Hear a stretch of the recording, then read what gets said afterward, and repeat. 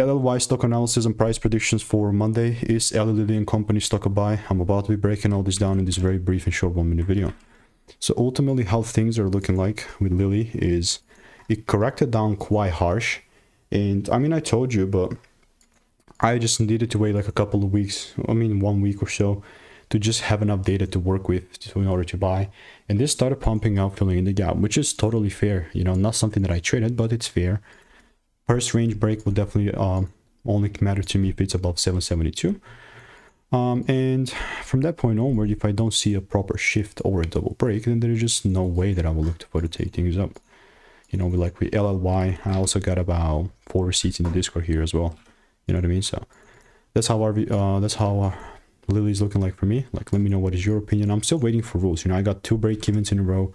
I'm not trading as of now because rules are not met. If you want to get free sauce, like I always say, click the first link in the description. I'm waiting for you. It's free.